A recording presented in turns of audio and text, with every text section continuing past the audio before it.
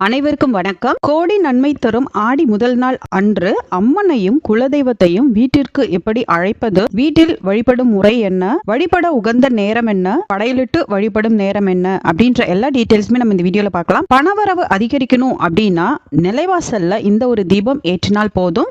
அது என்ன அப்படின்றத தெரிஞ்சுக்கணும் அப்படின்னா ஸ்கிப் பண்ணாம கடைசி வரையும் பாருங்க. ஸோ இப்பதான் நம்ம சேனல்ல ஃபர்ஸ்ட் டைம் பாக்குறீங்க அப்படின்னா மறக்காம சப்ஸ்கிரைப் பண்ணிட்டு பாருங்க. வாங்க வீடியோக்குள்ள போலாம். ஆடி மாசம் அப்படின்னாலே அம்பாளுக்கு உகந்த மாசம் அப்படின்றது நமக்கு தெரிஞ்ச விஷயம். ஆடி மாசம் நம்ம ஊர் முழுக்க திருவிழா கோலமா இருக்கும். பால் குடம் எடுக்கிறது, நேர்த்திக்கடன் செலுத்துறது, அம்மன் கோயிலுக்கு பாத யாத்திரை போகிறது, கோயில்லயே தங்கி வழிபடுறது, அம்பாளுக்கான சிறப்பு பூஜைகள்ல கலந்துக்கிறது, கூழ் ஊத்துறது, குலதெய்வ கோயில்ல பொங்கல் வச்சு குலதெய்வத்தை வழிபடுறது, நம்ம எல்லையில இருக்கிற அம்மன் கோயில்ல பொங்கல் வைக்கிறது, இந்த மாதிரியான நிறைய விஷயங்கள் ஆடி மாசம் நடக்கும். பக்தி பரவசமா இருக்கக்கூடிய ஒரு மாசம் ஆடி மாசம். ஆடி மாசம் முழுக்க நம்ம அம்பாளை வழிபட்டோம் அப்படின்னா வருடம் முழுக்க நம்ம சந்தோஷமாவும் நிம்மதியாவும் இருக்கலாம். ஆடி மாசம் முழுக்க எல்லாராலையும் பூஜை பண்ண முடியுமா அப்படின்றது தெரியல. ஆனா ஆடி மாசம் முழுக்க பண்ண முடியல அப்படின்னாலும் ஆடி செவ்வாய், ஆடி வெள்ளி, ஆடி ஞாயிற்றுக்கிழமை கண்டிப்பா மிஸ் பண்ணாம அம்பாளை வீட்டுல வழிபடுறது, அதே மாதிரி கோயிலுக்கு போயும் நம்ம அம்பாளை வழிபடுறது ரொம்பவே நல்லது. சுமங்கலி பெண்கள் ஆடி மாதம் கட்டாயம் செய்ய வேண்டிய விஷயம் என்ன அப்படின்றதையும் பார்க்கலாம். இந்த வருஷம் ஆடி முதல் நாள் என்னைக்கு வருது அப்படின்னு பார்த்தோம்னா, வழிபட உகந்த நேரம் அப்படின்னு பார்த்தோம்னா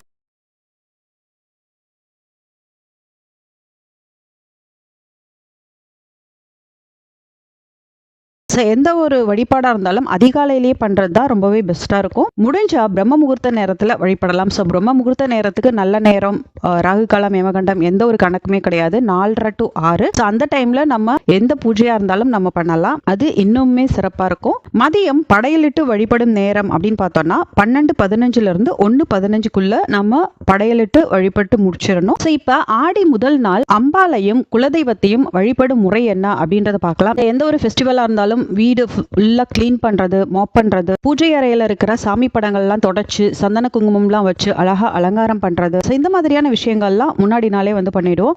என்னைக்கு பூஜை பண்ண போறோமோ அந்த நாளன்னைக்கு நிலவாசல்ல நிறைவா மஞ்சள் தடவி குங்குமம் வச்சு அழகா அலங்காரம் பண்ணிக்கணும். மாக்கோலம் போடுறது ரொம்பவே விசேஷம். மாக்கோலம் போட்டதுக்கு அப்புறம் மாவிலை தோரணம் நம்ம ஜென்ரலா கட்டுவோம். ஸோ மாவிலை தோரணத்தோட சேர்த்து வேப்பிலை தோரணமும் நம்ம இந்த நாளன்னைக்கு கட்டணும். ஸோ வேப்பிலை அம்மனுக்கு உகந்தது அப்படின்றதுனாலையும் கிருமி நாசினியா செயல்படுது அப்படின்றதுனாலையும் தான் நம்ம வேப்பிலை தோரணம் கட்டுறோம். அது மட்டும் இல்லாம நம்ம நிலைவாசல்ல மஞ்சளை தடவுறதுக்கான காரணமும் அதுதான். நோய் எதிர்ப்பு சக்தியா அது ஆக்ட் ஆகும். அது மட்டும் இல்லாம நெகட்டிவ் வைப்ஸ் வீட்டுக்குள்ள கொண்டு வராம அது தடுக்கும். நம்ம பண்ற ஒவ்வொரு விஷயத்திலையும் ஒவ்வொரு நல்லது இருக்கும். சிலர் ஆன்மீக ரீதியா சொன்னா அதை அக்செப்ட் பண்ணிக்குவாங்க, சிலர் சயின்டிபிக்கலா சொன்னா அக்செப்ட் பண்ணிக்குவாங்க. பட் எதுவா இருந்தாலும் சரி, அந்த காலத்துல வரையறுக்கப்பட்ட எல்லா விஷயத்திலையுமே கண்டிப்பா நல்லது ஒளிஞ்சிட்டு இருக்கு. ஸோ அதெல்லாம் புரிஞ்சுட்டு நம்ம பூஜை புனஸ்காரங்கள்லாம் பண்ணும் பொழுது கட்டாயம் நமக்கு நல்லதே நடக்கும். ஸோ நிலவாசல்ல ஏன் இதெல்லாம் பண்றோம் அப்படின்னா, நிலவாசல்ல தான் குலதெய்வம், அஷ்ட தேவதைகள், மகாலட்சுமி தாயார் வாசம் செய்யறாங்க. ஸோ அவங்கள வரவேற்கிற விதமா ஃபர்ஸ்ட் நம்ம நிலவாசல்ல இருந்து ஆரம்பிக்கணும். மஞ்சள் பூசி கோலம் போட்டு அதுல லெமனை 2 கட் பண்ணி ஒரு சைடு மஞ்சள் ஒரு சைடு குங்குமம் வச்சுக்கணும். அது கூடவே பூ வேப்பிலையும் கொஞ்சம் வச்சு நம்ம நிலவாசல அலங்காரம் பண்ணிக்கலாம். ஒரு கலச சொம்பு எடுத்துக்கோங்க. அதுல தண்ணி நிரப்பி கொஞ்சமா மஞ்சள், பன்னீர், பச்சை கற்பூரம், இது 3த்தையும் சேர்த்து வேப்பிலையால வீடு முழுக்க நம்ம தெளிச்சு விட்டுறணும். இதை எல்லா விசேஷ நாட்கள்லயும் நம்ம இந்த மாதிரி தெளிச்சுட்டு அதுக்கப்புறம் பூஜை பண்றது ரொம்பவே நல்லது. வீட்டுல இருக்கிற நெகட்டிவ் வைப்ஸ் எல்லாம் அதை ரிமூவ் பண்ணிட்டு நம்ம பண்ற பூஜைக்கான முழு பலனை நமக்கு அது தரும். பூஜை அறையில எல்லா சாமி படங்களுக்கும் பூக்களை சாத்திடணும். அம்பாளுக்கு உகந்த வாசனை பூக்கள் நம்ம சாத்தலாம். மல்லிகை சாத்துறது ரொம்பவே பெஸ்ட். தாமரை மலர் கிடைச்சிச்சு அப்படின்னா தாமரை கூட நம்ம சாத்தலாம். உங்க வீட்டுல மணப்பலகை இருந்துச்சு அப்படின்னா அதை எடுத்து அதுல மாக்கோலம் போட்டு அதுக்கு மேல சிகப்பு நிற துணியை விரிச்சு அதுக்கு மேல அம்பாலோட படத்தை வச்சிடணும். பக்கத்திலேயே நம்ம குலதெய்வத்தோட படத்தையும் வச்சிடணும். இந்த பூஜை பண்றதுக்கு முன்னாடி ஃபர்ஸ்ட் ஒரு கலசம் ஒண்ணு ரெடி பண்ணிக்கணும். கலச சொம்பு எடுத்து உங்களுக்கு கலச நூல் சுத்த தெரிஞ்சிச்சு அப்படின்னா அழகா சுத்திடுங்க. இன்கேஸ் அது சுத்த தெரியல அப்படின்னாலும் கலசத்தோட முகப்பு பகுதியில மஞ்சள்ல நனைச்ச நூலை மஞ்சள் கிழங்கு வச்சு நம்ம கட்டிடணும்.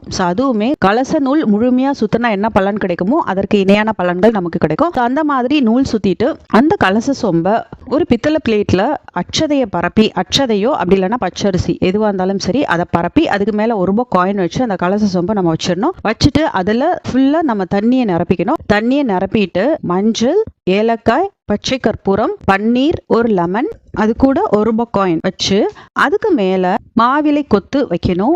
ஜென்ரலா மாவிலை கொத்து வைப்போம். மாவிலை கொத்தோட சேர்த்து வேப்பிலை கொத்தையும் நம்ம வந்து அந்த கலச சொம்புக்கு மேல வைக்கணும். பூ வச்சு நம்ம கலச சொம்பு ரெடி பண்ணிக்கலாம். இந்த கலச சொம்புல நீங்க எழுந்தருளி எங்களுக்கு அருள் புரியணும் அப்படின்னு சொல்லி அம்பிகையையும் குலதெய்வத்தையும் நம்ம மனதார வழிபட்டுக்கணும். ஸோ எப்பயுமே எந்த ஒரு பூஜையா இருந்தாலும் ஃபர்ஸ்ட் விநாயகரை வழிபட்டுட்டு குலதெய்வத்தை வழிபட்டுட்டு அதுக்கப்புறம் தான் அந்த ஸ்பெசிஃபிக்கான பூஜை பண்ணுவோம். ஸோ அதே மாதிரி தான் ஃபர்ஸ்ட் வெத்தலையில மஞ்சள் பிள்ளைய பிடிச்சு குங்குமம் வச்சு அருகம்பில் மாலை சாத்தி விநாயகர் ஸ்லோகம் சொல்லி விநாயகரை ஃபர்ஸ்ட் நம்ம வழிபட்டுக்கணும். விநாயகரை வழிபட்டதுக்கு அப்புறம் குலதெய்வத்தை மனசார வழிபட்டுட்டு எப்பயுமே எந்த ஒரு புது தொடக்கமா இருந்தாலும் நம்ம வந்து வைக்க வேண்டிய பொருட்கள் அப்படின்னு பார்த்தோம்னா பால் காய்ச்சறோம் அப்படின்னாலே இந்த கிரகப்பிரவேசத்துல நம்ம வைப்போம் தெரியுமா, அரிசி, துவரம்பருப்பு, புளி, வெல்லம், கல்லுப்பு, இதெல்லாம் வந்து வைப்போம்.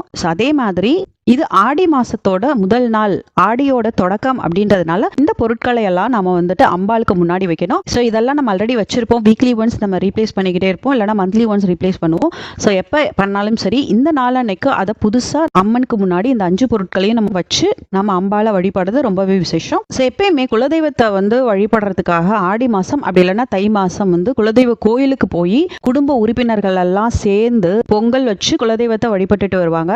எப்படி தை மாசம் பொங்கல் அன்னைக்கு பண்ணுவோமோ அதே மாதிரி ஆடி மாசத்துலயும் இந்த மாதிரி குலதெய்வத்தை வழிபடுறது ரொம்பவே நல்லது. வீட்லயே கூட நம்ம குலதெய்வ போட்டோ வச்சு குலதெய்வத்தை இந்த நாளன்னைக்கு வரவேற்று நம்ம வழிபடும் பொழுது குலதெய்வத்தோட அருள் நமக்கு முழுமையா கிடைக்கும். குலதெய்வ தீபத்தை நம்ம ஏத்திக்கணும்.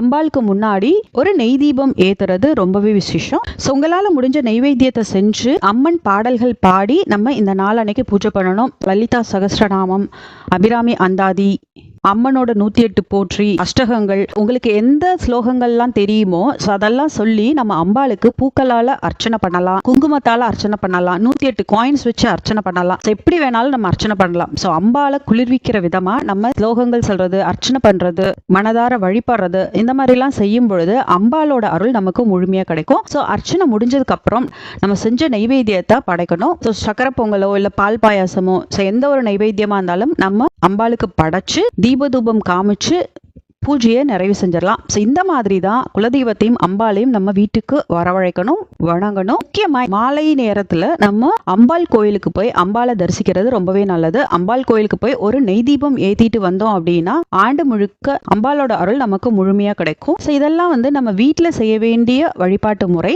பணவரவு அதிகரிக்க நம்ம செய்ய வேண்டிய விஷயம் என்ன அப்படின்னு பார்த்தோம்னா எப்பயுமே நிலவாசல்ல விளக்கேற்றிட்டு அதுக்கப்புறம் தான் பூஜை அறையில விளக்கேற்றுவோம். இது டிஃபால்ட்டான ஒரு விஷயம். இந்த ஆடி மாசம் முழுக்க நம்ம செய்ய வேண்டிய விஷயம் என்னன்னா நிலவாசல்ல நம்ம எப்பயும் போல தீபம் ஏத்த போறோம். ஆனா தீபம் ஏத்தும் பொழுது ஒரு பித்தளை பிளேட்ல அச்சதையோ பச்சரிசியோ அதை பரப்பி அதுக்கு மேல ₹1 காயின் வச்சு அதுக்கு மேல வேப்பிலையை பரப்பிட்டு அதுக்கு மேல அகல் தீபம் நல்லெண்ணெய் அப்படி இல்லைன்னா நெய் விட்டு நம்ம ஏத்தணும் அப்படின்னா ரொம்பவே விசேஷம். அது ரொம்பவே ஒரு பாசிட்டிவ் வைப்ஸை வந்து கிரியேட் பண்ணும். பாசிட்டிவ் வைப்ஸ் இருக்கு அப்படின்னா பை டிஃபால்ட்டாவே நமக்கு நடக்கிற எல்லாமே பாசிட்டிவாவே நடக்கும். ஸோ இதை ஆடி மாசம் முழுக்க நம்ம செய்யறது ரொம்ப நல்லது.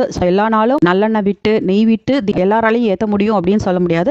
இன்கேஸ் எல்லா நாளும் ஏற்ற முடியல அப்படின்னாலும் ஆடி செவ்வாய் வெள்ளி ஆடி ஞாயிற்றுக்கிழமைகள்லையாவது ஏற்றணும். இல்லை 3 நாளும் ஏற்ற முடியாதுன்னா அட்லீஸ்ட் ஆடி வெள்ளிக்கிழமை மட்டுமாவது நம்ம இந்த தீபத்தை ஏற்றி வழிபடுறது ரொம்பவே நல்லது. இது பணவரவை அதிகரிக்கும். அடுத்தடுத்து நடக்கிற எல்லா விஷயங்களுமே நல்லதாவே நடக்கும். ஆடி மாசத்துல வர வெள்ளிக்கிழமைகள்ல நம்ம கட்டாயம் செய்ய வேண்டிய விஷயங்கள்ல ஒண்ணு சுமங்கலி பெண்களுக்கு தாம்பலம் கொடுக்கறது. அதாவது நம்ம பக்கத்துல இருக்கிற சுமங்கலி பெண்களை வீட்டுக்கு வரவழைச்சு, அது எந்த எண்ணிக்கையில வேணா இருக்கலாம், ஒற்றைப்படை எண்ணிக்கையில இருக்கிற மாதிரி பாத்துக்கோங்க. ஸோ 11, 7, 5, 3 அந்த மாதிரி எண்ணிக்கையில சுமங்கலி பெண்களை வீட்டுக்கு வரவழைச்சு அம்பாளுக்கு செஞ்ச நைவேத்தியத்தை பிரசாதமா அவங்களுக்கு கொடுக்கலாம். அவங்களுக்கு தாம்பலம் கொடுக்கறது ரொம்பவே விசேஷம். சில பேர் நானும் தாம்பலம் கொடுக்குறேன் அப்படின்ற பேர்ல யூஸே இல்லாத விலை கம்மியில இருக்கிற பிளவுஸ் பிட்டை கொடுப்பாங்க. ஸோ அந்த மாதிரி வாங்கி அதை இதெல்லாம் ஒரு பிளவுஸ் பிட்டா அப்படின்னு அவங்க சொல்றதும் ஒண்ணுதான், அவங்கள கூப்பிட்டு நம்ம கொடுக்காம இருக்கிறதும் ஒண்ணுதான். கொடுக்கறத நம்ம 11 பேத்துக்கு தான் கொடுக்கணும், 21 பேத்துக்கு தான் கொடுக்கணும் அப்படின்னு கிடையாது. நீங்க கூப்பிடுறது 3 பேரா இருந்தாலும் சரி, ஈவன் ஒருத்தரா இருந்தா கூட சரி, மனதார சந்தோஷப்படுற மாதிரியான தாம்பலமா கொடுக்கணும். அதை அவங்க யூஸ் பண்ற மாதிரியான பிளவுஸ் பிட்டா இருக்கணும். ஸோ அந்த மாதிரி பிளவுஸ் பிட் வச்சு வெத்தலை பாக்கு தாலி சரடு மஞ்சள் கிழங்கு அது செட்டா இருக்கும்ல, ஸோ அந்த மாதிரி வாங்கி வச்சுக்கோங்க. ஸோ அதுல வர அந்த மஞ்சள் குங்குமம்லாம் அந்த அளவு ஒர்த்தா இல்லை. ஸோ நீங்க செப்பரேட்டா அதை வந்து மஞ்சள் குங்குமம் நீங்க வீட்லயே வந்து பேக்கெட் பண்ணி கூட கொடுக்கலாம். கண்ணாடி வளையல், வெத்தலை பாக்கு, வாழைப்பழம், ஸோ இது எல்லாம் வந்துட்டு தாம்பலத்துல பேசிக்கா இருக்க வேண்டியது. ஸோ அதை தாண்டி உங்களுக்கு என்னென்னலாம் கொடுக்கணுமோ அது நீங்க கொடுக்கலாம், அது உங்க விருப்பம் தான். தாம்பலத்தை அவங்களுக்கு கொடுத்து அவங்க நம்மளை விட பெரியவங்களா இருந்தா அவங்க கிட்ட ஆசீர்வாதம் வாங்கிக்கணும்.